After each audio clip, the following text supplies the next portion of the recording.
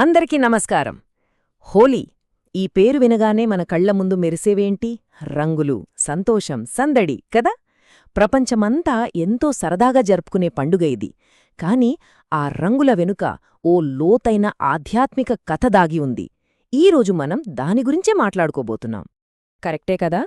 రంగులతో ఆడుకునే ఒక రోజు ముందు ఓ పెద్ద మంట వేస్తాం. ఎప్పుడైనా అనిపించిందా రంగుల పండక్కి ఈ మంటకి అసలు సంబంధమేంటి అని? ఆ ప్రశ్నకు సమాధానం వెతుక్కుంటేనే ఈ పండుగ అసలు కథ మనకు తెలుస్తుంది. పదండి ఆ కథేంటో చూద్దాం. ఈ మంటనే హోలికా దహనం అని, కొందరు ఛోటీ హోలీ అని కూడా అంటారు. రంగుల హోలీకి సరిగ్గా ముందు రోజు రాత్రి ఇది జరుగుతుంది. దీని వెనుక చెడు మీద మంచి ఎలా గెలిచిందో చెప్పే ఒక పవర్ఫుల్ కథ ఉంది. అసలు గొడవంతా ఇక్కడే మొదలవుతుంది. ఓ రాక్షసరాజు ఉండేవాడు, పేరు హిరణ్యకశిపుడు. తనను తప్ప ఇంకెవ్వర్నీ పూజించకూడదు, తనే దేవుడు అని ఆర్డర్ వేశాడు. కాని విచిత్రమేంటంటే అతని సొంత కొడుకు ప్రహ్లాదుడు పరమ విష్ణుభక్తుడు. తండ్రి మాటని కాదని తన భక్తికే కట్టుబడి ఉన్నాడు. ప్రహ్లాదుడు అంత గట్టిగా తన నమ్మకం మీద నిలబడటానికి కారణమేంటి? అదే ధర్మం. సింపుల్గా చెప్పాలంటే ఏది రైటో, ఏది న్యాయమో దానివైపే నిలబడటం. అందుకే చూడండి, ఇది కేవలం తండ్రి కొడుకుల మధ్య గొడవ కాదు, ఇది అహంకారానికి, భక్తికి మధ్య జరిగిన పెద్ద యుద్ధమనమాట. కొడుకు భక్తిని చూసి హిరణ్యకశిపుడికి కోపం కట్టలు తెంచుకుంది.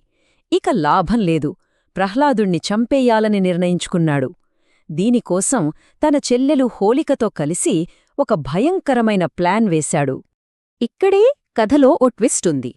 హోలికకు ఒక స్పెషల్ పవర్ ఉంది. ఆమెను మంటలు ఏమీ చేయలేవు. ఆ వరాన్ని అడ్డం పెట్టుకుని ఆమె ఏం చేసిందంటే ప్రహ్లాదుణ్ణి ఒళ్ళో కూర్చోబెట్టుకుని నేరుగా మంటల్లోకి వెళ్ళిపోయింది. చూసిన వాళ్లందరూ ఇంక ప్రహ్లాదుడి పనైపోయిందనుకున్నారు. కాని సీన్ రివర్స్ అయింది. తన వరాన్ని ఒక మంచి పనికి కాకుండా చెడుకోసం వాడాలని చూసింది కదా. అందుకే ఆ వరం హోలికను కాపాడలేకపోయింది.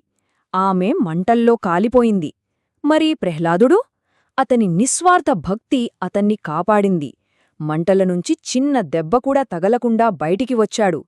అంటే చూశారా ధర్మం ఎలా గెలిచిందో? సరే, హోలికా దహనం వెనక ఉన్న కథ మనకిప్పుడు తెలిసింది కదా. మరి ఈ మంటల వేడుకకి, ఆ నెక్స్ట్ డే జరిగే రంగుల సంబరానికి లింకేంటి? ఈ రెండింటి మధ్య చాలా పెద్ద కనెక్షన్ ఉంది. అదేంటో ఇప్పుడు చూద్దాం. ఇది ఒక 2 స్టెప్ ప్రాసెస్ లాంటిదన్నమాట. స్టెప్ 1 ప్యూరిఫికేషన్, అంటే శుద్ధి చేసుకోవడం. హోలికా దహనంతో మనలో ఉన్న చెడుని, నెగటివిటీని, అహంకారాన్ని అన్నింటినీ ఆ మంటల్లో వేసి కాల్చేస్తాం. ఇక స్టెప్ 2 రెన్యువల్, అంటే మళ్లీ కొత్తగా మొదలుపెట్టడం. మనసులో చెత్తంతా పోయింది కదా, ఇప్పుడు ఆ ఖాళీని నింపడానికి రంగుల రూపంలో సంతోషాన్ని, ఆనందాన్ని ఆహ్వానిస్తాం. సింపుల్. మంటలతో క్లీనింగ్, రంగులతో సెలబ్రేషన్. అంటే ఈ పండగ కేవలం ఒక కథ, ఒక ఆచారం మాత్రమే కాదు. దీని వెనుక కొన్ని యూనివర్సల్ ట్రూత్స్, అంటే కొన్ని గొప్ప జీవిత సత్యాలున్నాయి. ఆ ఫిలాసఫీ ఏంటో ఇప్పుడు చూద్దాం. ఓకే, ఈ పండగ మనకు 4 చాలా ముఖ్యమైన విషయాలు నేర్పుతుంది. మొదటిది, చెడు మీద మంచి ఎప్పుడూ గెలుస్తుంది. ప్రహ్లాదుడి కథే దీనికి ఉదాహరణ. రెండవది, సామాజిక భేదాలు పోతాయి. రంగులు పూసుకున్నాక ఎవరు ధనికులో, ఎవరు పేదవాళ్లో చెప్పగలమా? అందరూ సమానమే. మూడవది, వసంతం రాక. ప్రకృతి ఎలాగైతే కొత్త రంగులతో నిండిపోతుందో మన జీవితాల్లోకి కూడా కొత్తదనమొస్తుంది. ఇక నాలుగవది, చాలా ముఖ్యమైంది, క్షమించడం, వదిలేయడం.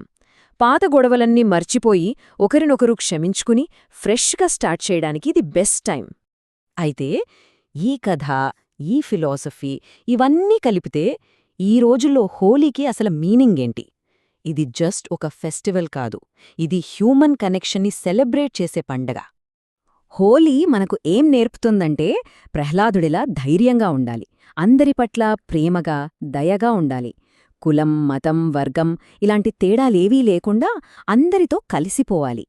లైఫ్లో ప్రతి మూమెంట్ని ఎంజాయ్ చేయాలని, సెలబ్రేట్ చేసుకోవాలని గుర్తుచేస్తుంది. అందుకే నెక్స్ట్ టైం హోలీ ఆడినప్పుడు ఒకటి గుర్తుపెట్టుకోండి, ఈ పండగ బయట పూసుకునే రంగుల గురించి మాత్రమే కాదు, మన లోపల మనస్సుని శుభ్రపరుచుకోవటం గురించి, ప్రేమ గురించి. మనం ఒకరికొకరు రంగులు పూసుకున్నప్పుడు కేవలం రంగులే కాదు, మన మనస్సుల్ని కూడా ప్రేమ, స్నేహం, ఐకమత్యం అనే రంగులతో కలుపుతున్నాం. అదే హోలీ అసలైన స్పిరిట్.